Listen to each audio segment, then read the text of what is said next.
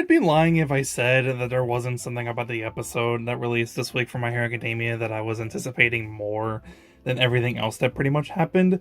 So before I talk about that, I'm going to talk about everything else that happened. And it continues on more with what we've been seeing for the past couple of weeks. People are still... It's still the aftermath of what happened with Shigaraki, right? It's still the aftermath of All for One and a whole bunch of people from Tartarus and all the other prisons escaping from, the prisons, and they're causing a whole bunch of mayhem and destruction, and the city streets, the general public are all freaked out, and they're trying to do everything they can to not only survive, but try to take matters into their own hands. And we see that more in the beginning of the episode, but we then once again see the growing distrust and hatred that people have for heroes after Endeavor saves the store from a group of villains. And obviously they're, saying that he needs to get out of there. They're talking about how the families of the victims were burned by Dabi and how it was his son and how he did it and yada yada. Did you see that? And yeah, it's like, this is obviously still something that's been going on. This isn't something that's just going to be easily forgotten. And I like how they build upon that even more, because this isn't something that should be easily forgotten about. This isn't something that's just going to go away at the snap of a finger. It's not easy like that. And I like how they show the brutal, honest reality of the world they live in now. And then obviously we continue on further, and Midoriya is trying to do his own part, and not only trying to connect with the previous wielders of One for All, but trying to get used to using their quirks. And that's what he's been trying to do this entire time since he left UA. And they kind of show like how much they are trying to put their trust into the now ninth wielder, right? They're trying to put their trust and beliefs into this one boy who many months ago, a long time ago at this point, was seen as nothing but just another quirkless person in society and wasn't going to really be able to do a whole much and was never going to be a hero. And now in the future, he's going to end up becoming the potential number one hero. It's going to be very exciting to see how much growth and development goes with Deku and the previous wielders, because they're still going to be around. They're still going to be talking with them. They're still going to help them try to get used to using their quirks. And I think it's interesting. And then of course they still talk about how their plan, they're talking about the plan that All for One and Shigaraki have, and they're talking about how this would be the actual best time for them to go ahead and start going after Midoriya, because, everyone's in a panic right now. Everyone's still trying to heal and recover. There are a whole bunch of heroes that are starting to quit and yada yada, and it's all going on. And then of course, the big thing in the episode ends up happening, and Lady Nagant makes her sudden appearance. And I've said this a couple of weeks ago, I've said this for a while, but Lady Nagant really feels like the first villain character to join the villain side. That just looks really cool. I just think her design just looks really freaking cool. I like her quirk and how it works. So she takes her hair, she turns them into bullets, and she basically just has this high pressurized sniper rifle on her arm. It's simple, but it's really freaking cool because she's able to turn her hair into any type of bullet that she wants. So a bullet that can, curve around sharp edges, or just a hollow point round. And it's super simple. But it's so effective in the way that she shows it off. It was just really cool. She made her appearance in the episode. She was really cool. And,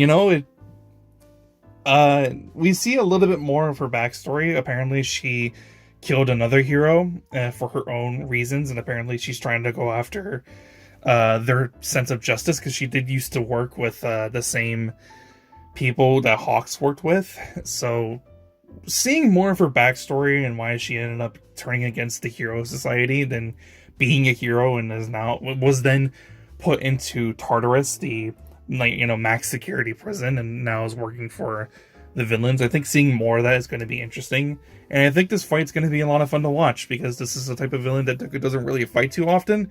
Meaning he doesn't typically fight people who have super long-ranged quirks. I don't remember the last time that he actually fought someone who had a long-ranged quirk like the way that Lady Nagant has. But yeah, I think Lady Nagant is just super cool. I think her her appearance in the episode was done really well. And obviously this is like the first like major threat that Deku has had to fight so far since leaving UA and after the first half of the season. And I think whatever ends up happening in the next coming episodes in the next few weeks, I think the season's actually almost over, which kind of sucks. I think whatever happens next is going to be really exciting. And the other thing that I said that I was a little bit more excited about, like I had said before a few videos ago, for My Hero Academia, I read ahead in the manga, and there was a particular character that showed up just before the Lady Nagant attack, and she doesn't have a name. She still doesn't have a name.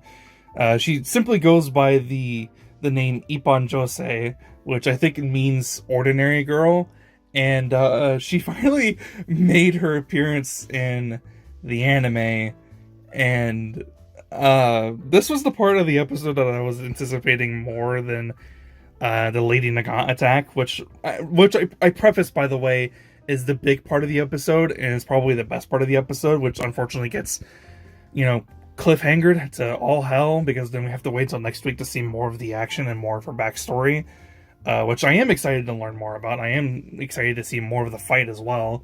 And the second half of the episode was done really well, and it was very engaging. But this was the part of the episode that for some reason I was just anticipating more. And it's just this one character who doesn't even really have an official name and didn't even show up yet in the anime, and I didn't even know existed until I finally read the manga and read it forward in the manga, and I saw her for the first time. And I don't know what it is. It's just like the character design, like what people called her, and like her sort of official, unofficial name. The fact that she's just like a giant like fox girl. I don't know. I just been really obsessed with this character, and I don't know why. And it's like, I'm not a furry, but goddamn, it's like, I don't know. It's just something about this character. I saw her for the first time. I really liked the character design because it was really simple, but it was effective. And I think Horikoshi, even in the manga, like in the after manga panels, he like talks about the character design a little bit. I think he talked about it somewhere else. I don't really remember. But I just really liked the design, and I liked how simple her character was. It's just another person that Deku saves, and is another way that Deku is able to try to inspire hope, because that's what his whole point is doing now, right? He's essentially trying to lure in the League of Villains, obviously, and try to do his part in trying to get rid of All for One and Shigaraki, but he's also trying to help people in need and inspire the hope that they desperately need, right? Because in the time of society that they live in, a lot of people don't really trust heroes anymore. And Deku is finally, is able to go out into the field and try to inspire the hope that everyone desperately needs. To inspire that there is a hero who's doing everything in his power to help out the people in need, to be the symbol of peace that they truly desire.